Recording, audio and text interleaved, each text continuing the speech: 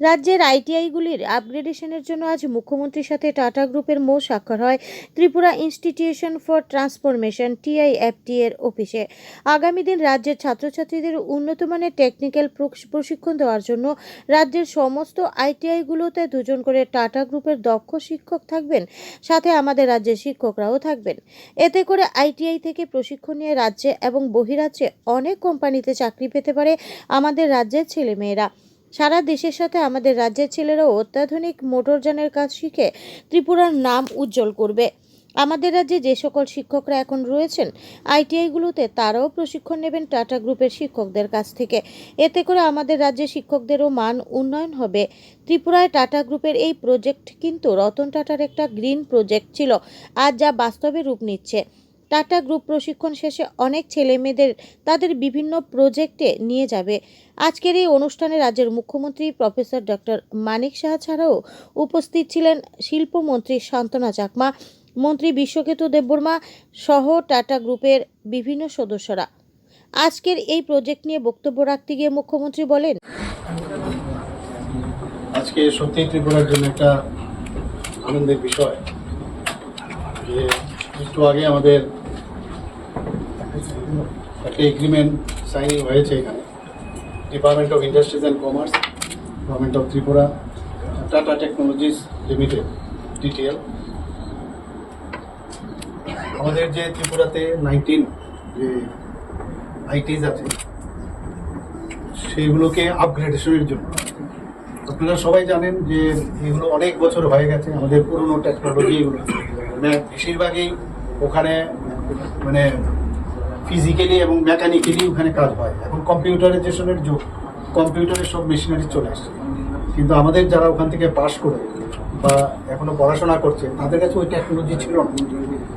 তো আমরা চাইছিলাম যে এটাকে আপগ্রেডেশন করা খুব দরকার, এবং যেহেতু আপগ্রেডেশন নেই বর্তমানে, তারা ওখান থেকে পাস করার পর আমাদের স্টুডেন্টরা ওখান থেকে পাস করার পর তাদের কিন্তু সেভাবে অ্যাবজর্ব হতো না কোথাও, কারণ বর্তমানে যে ধরনের স্কিল পিপল দরকার, মানে যেভাবে ডেভেলপমেন্ট হয়েছে বিভিন্ন কম্পিউটারাইজ মেশিনারি যেগুলো আছে সেইভাবে কিন্তু তাদের সেই ট্রেনিং ছিল না। তো তার জন্য আমরা আজকে এই টাটা টেকনোলজির সাথে আমরা এগ্রিমেন্ট করেছি। সেই টেকনোলজিতে আমরা ওখানে ইনফ্রাস্ট্রাকচারও ডেভেলপমেন্ট করব, পাশাপাশি 86:14 সেই রেশিওতে, অর্থাৎ 86% ওনারা খরচ বহন করবেন আপগ্রেডেশনের জন্য, আর 14% আমরা বহন করব। তো সেখানে 86%-এ ওনারা যে ইনভেস্ট করবে 570 crore, মোর দেন 570 crore, আর ত্রিপুরা গভর্নমেন্ট 14%, অর্থাৎ 112 crore, মোর দেন 112 crore ইনভেস্ট করবে। আর ইনফ্রাস্ট্রাকচার যেটা বানাবে ওখানে মেশিনারি আদার যেসব আছে সেগুলোর জন্য আমি এই কথাটা মিলাইলাম। আর বাকি আমরা মানে যে ইনফ্রাস্ট্রাকচার মানে বাইরের যে বাহ্যিক যেসব মানে ইনফ্রাস্ট্রাকচার তৈরি করতে হবে, তো তার জন্য আমরা প্রায় 13,500 স্কোয়ার ফিট আছে ওখানে টোটাল জিনিসটা। সেখানে আমরা 700 টোটাল, মানে এই যে আমরা 14% এবং অন্যান্য যে আমরা 1990 যে ইনফ্রাস্ট্রাকচার আমরা বাইরের দিকে করবো সেগুলো 700 টোটাল 92 crore খরচ হবে। যে এক তো প্রথমে অনেকদিন ধরে ওনাদের সাথে আমাদের কথা চলছিল, মাননীয় প্রধানমন্ত্রী নরেন্দ্র মোদীজিও চাইছেন যে কোনো রাজ্য যেন পিছিয়ে না থাকে। তো সেই দিশায় আমাদের এখানে আমাদেরও চেষ্টা ছিল, ওনার যে মার্গদর্শন সেটাকে সামনে রেখে আমরা কথা বলছিলাম টাটা টেকনোলজির সাথে। ওনারা এসছেন এবং আমরা বললাম যে আমাদের স্টুডেন্টকে টেকনিক্যালি নো হাউ, বিভিন্ন সাবজেক্ট, অনেকগুলো লং টার্ম কোর্স আছে, শর্ট টার্ম কোর্স আছে।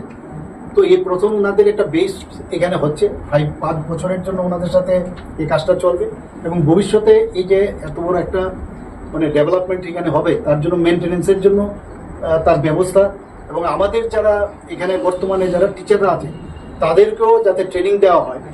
2জন করে ওনাদের যারা মানে শিক্ষক থাকবে, প্রতিটা ইনস্টিটিউটে 2জন করে থাকবে, প্লাস আমাদের যারা এখানে এতদিন ধরে পড়াচ্ছে তাদেরকেও মানে ওনারা ট্রেনিং দেবে।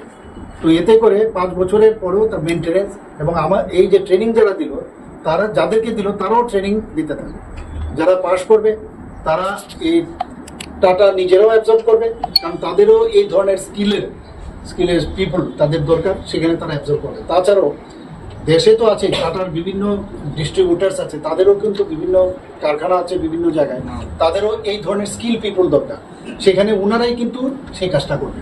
পাশাপাশি বাইরেরও বিদেশেও অনেক জায়গায় এই ধরনের স্কিল, আপনারা জানেন যে ভারতবর্ষে কিন্তু আমাদের ইয়াং ফোর্সের পার্সেন্টেজ মাননীয় প্রধানমন্ত্রী যে সবসময় বলেন প্রায় 60 থেকে 65% আমাদের ইউথ ভারতবর্ষে আছে, এটা আমাদের স্ট্রেংথ। তো বাইরে কিন্তু এই ধরনের ফোর্স পাওয়া যায় না, তো বাইরে বিদেশেও তাদের যে এমপ্লয়মেন্ট যে বিষয়, অ্যাবজর্পশনের যে বিষয়, সেটা ওনারা করবে।